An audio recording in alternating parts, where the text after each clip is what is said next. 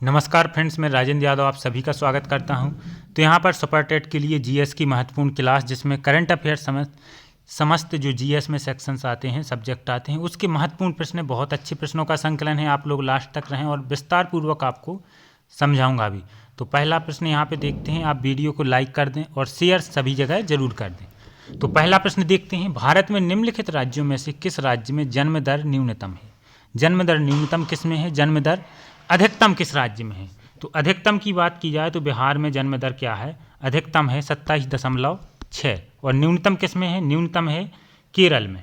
ठीक है फ्रेंड्स, जन्म दर न्यूनतम किस में है? केरल में। और अधिकतम है बिहार में। केरल में 14.7। 14.7। तो सही उत्तर क्या हो जाएगा? पहला ऑप्शन केरल। केरल में जन्म दर न्यूनतम, बिहार में जन्म दर अधिकतम। अगला प्रश्न देखते हैं, सार्क का सचिवालय कहाँ स्थित है? सार्क का सचिवालय कहाँ है फ्रेंड्स? सार्क का फुल फॉर्म क्या है? तो दक्षिण एशियाई क्षेत्रीय सहयोग संगठन। इसकी स्थापना भी पूछी जाती है। सार्क की स्थापना कब हुई? तो इसकी स्थापना कब हुई? 8 दिसंबर। कब? 8 दिसंबर 1985 को। 1985 सार्क की स्थापना हुई थी। ठीक है। और सार्क में कुल कितने सदस्य देश हैं? तो इसमें स्थापना के समय इसमें कितने देश थे? 7 थे। भारत, पाकिस्तान, बांग्लादेश, श्रीलंका, नेपाल, मालदीव और भूटान। और अप्रैल 2007 में अफगानिस्तान भी इसका सदस्य बना। इस प्रकार से अब इसमें 8 देश हैं। कितने देश हैं? 8 देश हैं सार्क में। तो सही उत्तर क्या होगा? इसका सचिवालय कहाँ है? सचिवालय इसका काठमांडू में है। तो दूसरा ऑप्शन सही उत्तर होगा। स्थापना कब हुई थी? स्थापना 8 दिसंबर 1985 को हुई थी। और ध्यान रखें, स्थापना इसकी ढाका में हुई थी। कहाँ हुई थी? ढाका, बांग्लादेश में इसकी स्थापना की गई थी। अगले प्रश्न पर आते हैं, हिमालय की सबसे बाहरी पर्वत श्रेणी कौन सी है? बाहरी से तात्पर्य सबसे दक्षिणतम, सबसे दक्षिण की दूर स्थित हिमालय की पर्वत श्रेणी कौन सी है? तो सही आंसर फ्रेंड्स इसका क्या हो जाएगा? जो हिमालय की सबसे बाहरी पर्वत श्रेणी है उसे हम शिवालिक कहते हैं। ठीक है, शिवालिक श्रेणी, या ऐसे ही बाह्य हिमालय कहते हैं, क्योंकि इसके बाद हिमालय का दक्षिण में अंत हो जाता है। आखिरी सीमा इसकी दक्षिण की तरफ शिवालिक ही है, इसीलिए इसे बाह्य हिमालय भी कहा जाता है। तो सही उत्तर हो जाएगा दूसरा ऑप्शन।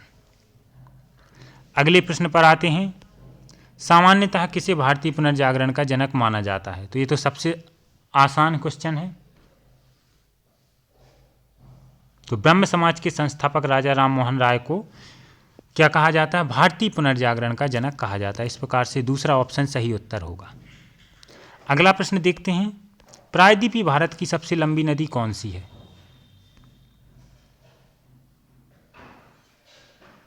तो प्रायद्वीपीय भारत की सबसे लंबी नदी कौन सी है फ्रेंड्स? गोदावरी। कौन सी है? गोदावरी। इसकी लंबाई आए तो लंबाई 1465 किलोमीटर इसकी लंबाई है। ठीक है फ्रेंड्स। अगर इसकी कई बार सहायक नदियां भी पूछी जाती हैं, इसकी सहायक नदी कौन कौन सी हैं? प्रमुख सहायक नदी जो परीक्षा में आती हैं, तो प्राणहिता। कौन सी? प्राणहिता इसकी सबसे प्रमुख सहायक नदी है। इसके अलावा प्राणहिता, इंद्रावती, इंद्रावती और इंद्रावती के साथ साथ मंजिरा। ये फ्रेंड्स याद कर लें, तीनों प्रमुख सहायक नदी हैं किसकी? गोदावरी की। गोदावरी की सहायक नदी प्राणहिता, इंद्रावती, मंजिरा। ठीक है। और इसका उद्गम स्थल अगर पूछा जाए तो उद्गम स्थल कहाँ पर है? इसका उद्गम स्थल है नासिक, महाराष्ट्र। ठीक है। और कभी कभी पहाड़ी के रूप में भी पूछा जाता है, तो त्र्यंबक पहाड़ी। त्र्यंबक पहाड़ी बहुत इंपॉर्टेंट प्रश्न है। ये सभी जो भी यहाँ लिख रहा हूँ ये प्रश्न पूछे जाते हैं बार बार। गोदावरी की लंबाई 1465 किलोमीटर। इसकी सबसे प्रमुख सहायक नदी प्राणहिता, इंद्रावती, मंजिरा। इसका उद्गम स्थल नासिक या त्र्यंबक पहाड़ी। तो कितने सारे इंपॉर्टेंट प्रश्न यहाँ से थे। नेक्स्ट प्रश्न देखते हैं, निम्नलिखित में से किससे स्टेनलेस स्टील में कठोरता आती है? बताएं। तो इस्पात का निर्माण करने के लिए लोहे के साथ कार्बन का मिलाया जाना जरूरी है। अगर कार्बन नहीं मिलाएंगे तो इसमें कठोरता और मजबूती नहीं होगी। ठीक है। शुद्ध लोहे को अगर ताप उच्चार मतलब ताप के बाद गर्म करने के बाद कठोरता या मजबूती प्रदान करनी है तो उसमें कार्बन मिलाना बेहद जरूरी है। ठीक है फ्रेंड। तो कार्बन हमारा यहाँ पे सही उत्तर होगा, तीसरा ऑप्शन। नेक्स्ट प्रश्न देखते हैं,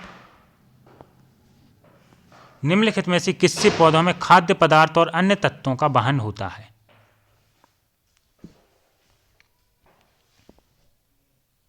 तो सही आंसर होगा फिलोएम या पोषवाह। यहीं पे उत्तर छपा है पोषवाह, पोषक तत्वों का वहन। तो सही उत्तर क्या हो जाएगा? दूसरा ऑप्शन फिलोएम। नेक्स्ट प्रश्न देखते हैं, कपड़े धोने की मशीन किस सिद्धांत पर कार्य करती है? तो वॉशिंग मशीन या कपड़े धोने की मशीन अपकेंद्रीय बल के सिद्धांत पर कार्य करती है। ठीक है, जो भी वॉशिंग मशीन होती हैं अपकेंद्रित आकार के माध्यम पर आधारित होती हैं, जो अक्ष के अभिलंब पर बल का प्रयोग करते हुए वस्तु को एक स्थिर अक्ष के चारों ओर घूर्णन करती हैं, घूर्णन में रखती हैं कंटिन्यू। ठीक है, तो सही उत्तर होगा अपकेंद्रीकरण। इस पर अपकेंद्रीय बल कार्य करता है, सेंट्रीफ्यूगल फोर्स। नेक्स्ट प्रश्न देखते हैं, निम्नलिखित में से कौन सी बाहरी स्टोरेज डिवाइस नहीं है? तो पेन ड्राइव बाहरी रूप से लगाया जाता है, बाहरी स्टोरेज डिवाइस है। सीडी रोम भी बाहरी स्टोरेज डिवाइस है। जितने भी जो रोम है और डीवीडी रोम भी बाहरी स्टोरेज डिवाइस, जबकि रैम आंतरिक रूप से रहती है, इंटरनल स्टोरेज है रैम। तो इस प्रकार से हमारा चौथा ऑप्शन सही उत्तर होगा रैम। नेक्स्ट प्रश्न देखते हैं, जनसंख्या की जनगणना के संदर्भ में लिंग अनुपात शब्द का सही अर्थ क्या है? तो लिंगानुपात का सही अर्थ क्या है आप सभी बताएं। तो सही आंसर क्या हो जाएगा? 1000 पुरुषों पर महिलाओं की संख्या कितनी है? दूसरा ऑप्शन सही उत्तर होगा, जो कि 2011 की जनगणना में कितनी थी? 943 था लिंगानुपात। कितना था? 943। अगला प्रश्न देखते हैं, राजस्थान में परमाणु विद्युत केंद्र कहाँ स्थित है?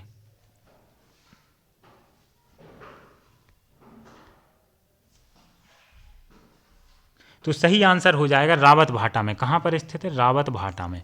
इस प्रकार से तीसरा ऑप्शन सही उत्तर होगा। ठीक है, इसकी स्थापना की गई थी 1973 में और इसमें वर्तमान में 1180 मेगावाट की क्षमता है। 1180 मेगावाट। तो सही आंसर होगा तीसरा ऑप्शन। नेक्स्ट प्रश्न हम देखते हैं, कितनी भारतीय भाषाओं में सर्वोत्तम लेखन के लिए साहित्य अकादमी पुरस्कार दिया जाता है?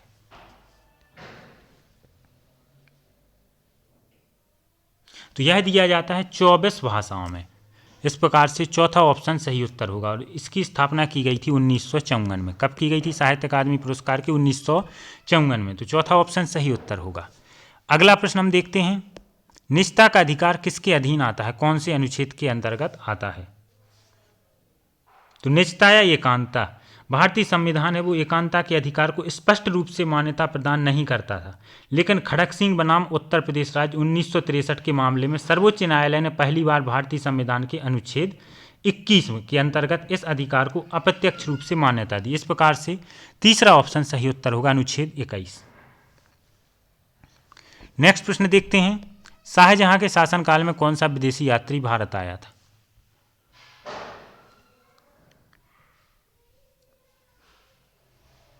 तो सही उत्तर हो जाएगा इटली का यात्री निकोलो मनुक्की। चौथा ऑप्शन सही आंसर होगा, शाहजहां के शासनकाल के दौरान भारत आया था। ठीक है, चौथा ऑप्शन सही उत्तर होगा। नेक्स्ट प्रश्न देखते हैं, किस टीम ने हाल ही में महिला T20 चैलेंज 2020 जीता? ये question very very important question है, निश्चित ही परीक्षा में आ सकता है ये प्रश्न। किस टीम ने हाल ही में महिला T20 चैलेंज 2020 जीता और यह कौन सा संस्करण था T20 महिला चैलेंज का? प्लेयर ऑफ द मैच किसे मिला फाइनल में और प्लेयर ऑफ द टूर्नामेंट किसे मिला? इतने सारे क्वेश्चंस इससे संबंधित आप याद कर लें।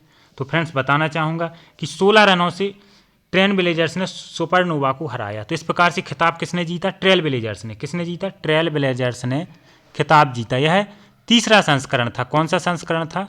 तीसरा संस्करण था महिला T20 चैलेंज का। ठीक है फ्रेंड्स, और अगर बात की जाए दो important question, player of the match किसे मिला फाइनल में? तो ये मिला किसे? स्मृति मंधाना को। किसे मिला? मंधाना को प्लेयर ऑफ द मैच। ठीक है,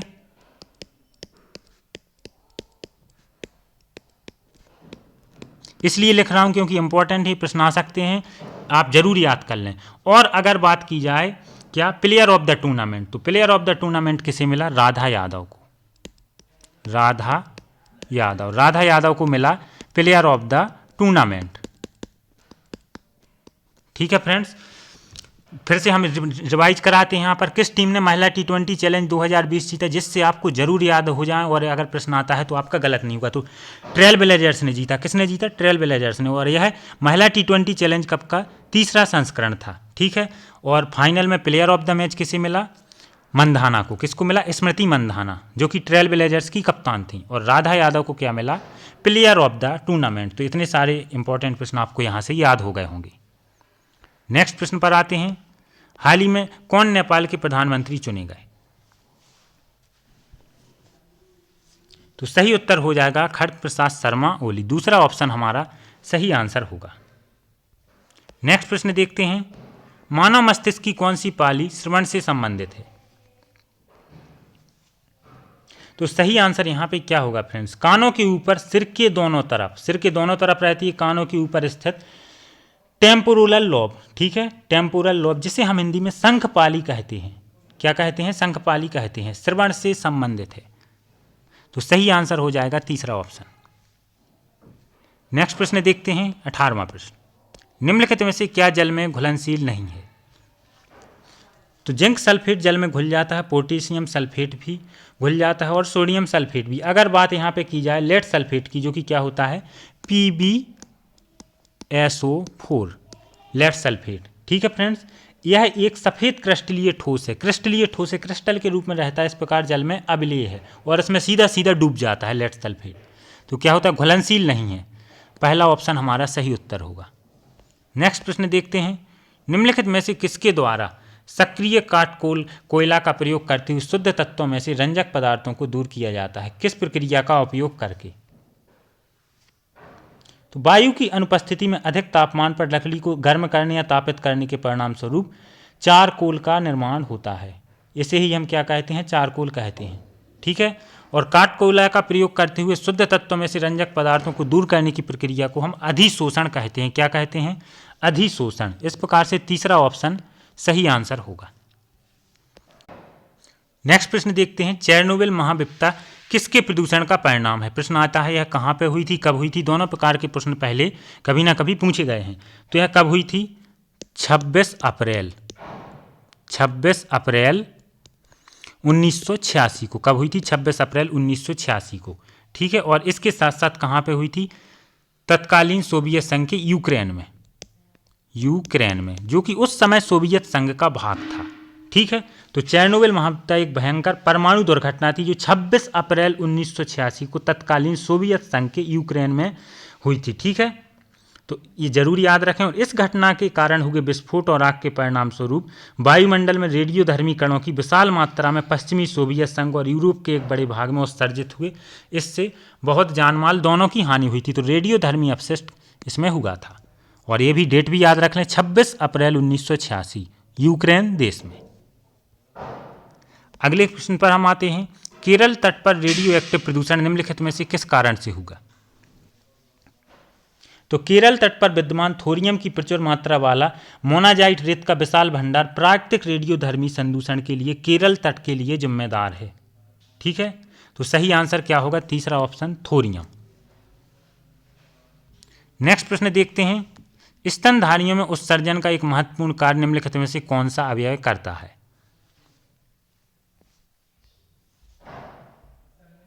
तो समस्त स्तनधारियों में उत्सर्जन का कार्य गुर्दे के द्वारा होता है। इस प्रकार से दूसरा ऑप्शन हमारा सही उत्तर हो जाएगा।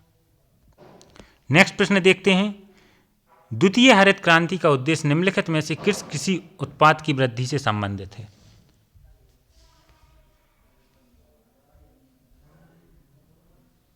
तो सही आंसर हो जाएगा अंतर्विष्ट वृद्धि। तीसरा ऑप्शन हमारा सही आंसर हो जाएगा। अगला प्रश्न देखते हैं, भारत के उत्तर पश्चिम भाग में शीतकाल में निम्नलिखित में से किस कारण से वर्षा होती है? दिसंबर जनवरी के समय आपने देखा होगा समस्त उत्तर भारत में कहीं ना कहीं वर्षा होती है लगभग हर साल। उसका कारण क्या है? पश्चिमी विक्षोभ उसका कारण है। क्या है? वेस्टर्न डिस्टर्बेंस, पश्चिमी विक्षोभ। इस प्रकार से पहला ऑप्शन सही उत्तर होगा। यह भूमध्य सागरीय क्षेत्र से आरंभ होता है और सीधा भारत की तरफ, हिमालय की तरफ आता है। पश्चिमी विक्षोभ है भूमध्य सागरीय क्षेत्र से आरंभ होने वाला एक असाधारण उष्णकटिबंधीय तूफान है, ठीक है, जो शीत ऋतु के दौरान, जैसा कि मैंने बताया दिसंबर जनवरी के समय शीत ऋतु के दौरान भारतीय उपमहाद्वीप के उत्तर पश्चिमी भागों में आकस्मिक और भारी वर्षा करता है। ठीक है, पश्चिमी विक्षोभ रबी की फसल के विकास के लिए महत्वपूर्ण होता है। तो समस्त जानकारी मैंने यहाँ पे दी, पहला ऑप्शन सही उत्तर होगा। नेक्स्ट प्रश्न देखते हैं, कौन से पुर्तगाली नेता ने ब्लू वाटर पॉलिसी शुरू की थी?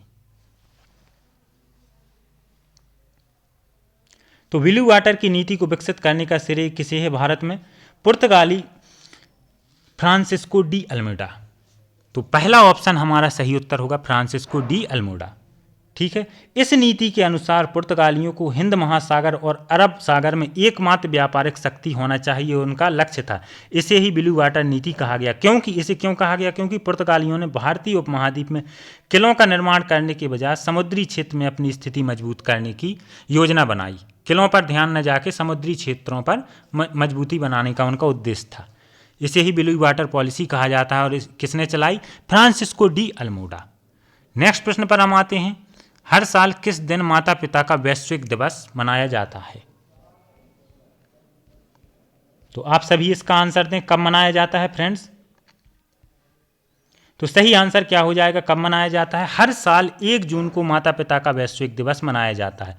इसका उद्देश्य दुनिया भर में सभी माता पिता को सम्मानित करना है। तो दूसरा ऑप्शन सही उत्तर हो जाएगा 1 जून। अगला प्रश्न देखते हैं, विश्व एथलेटिक्स की डोपिंग रोधी संस्था ने किस भारतीय धावक पर 4 साल का प्रतिबंध लगाया है? करंट अफेयर्स का प्रश्न है। तो सही उत्तर हो जाएगा किरणजीत कौर। पहला ऑप्शन हमारा सही उत्तर हो जाएगा। नेक्स्ट प्रश्न पर आते हैं, संयुक्त राष्ट्र सुरक्षा परिषद ने मई 2021 तक किस देश में व्यक्तिगत प्रतिबंधों, यात्रा प्रतिबंध और हथियारों के प्रतिबंध को बढ़ा दिया है? यह भी करंट का इंपॉर्टेंट प्रश्न है। तो संयुक्त राष्ट्र सुरक्षा परिषद ने मई 2021 तक दक्षिणी सूडान में व्यक्तिगत प्रतिबंधों, यात्रा प्रतिबंध और हथियारों के प्रतिबंध को बढ़ाया है। इस प्रकार से दक्षिणी सूडान हमारा सही आंसर फ्रेंड्स हो जाएगा। नेक्स्ट प्रश्न देखते हैं, भारतीय खाद्य सुरक्षा और मानक प्राधिकरण के मुख्य कार्यकारी अधिकारी के रूप में किसे नियुक्त किया गया है? यह भी करंट अफेयर्स का प्रश्न। तो सही उत्तर फ्रेंड्स क्या हो जाएगा? अरुण सिंघल। भारत सरकार की कैबिनेट की नियुक्ति समिति ने उत्तर प्रदेश कैडर के 1987 बैच के आईएएस अरुण सिंघल को भारतीय खाद्य सुरक्षा और मानक प्राधिकरण के मुख्य कार्यकारी अधिकारी के रूप में नियुक्त किया गया है। ठीक है, तो उत्तर प्रदेश कैडर के 1987 बैच के आईएएस अधिकारी अरुण सिंघल। तीसरा ऑप्शन सही उत्तर होगा।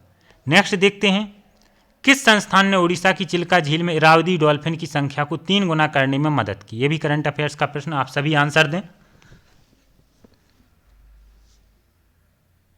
और लाइक और शेयर जरूर कर दें आप फ्रेंड्स। तो सही आंसर यहाँ पे क्या हो जाएगा? ऑप्शन नंबर बी, भारतीय प्रौद्योगिकी संस्थान मद्रास, IIT मद्रास। हम आखिरी प्रश्न देखते हैं, प्रधानमंत्री नरेंद्र मोदी ने 31 मई 2020 को मन की बात 2 के 12वें एपिसोड में किस वीडियो ब्लॉगिंग प्रतियोगिता का शुभारंभ किया?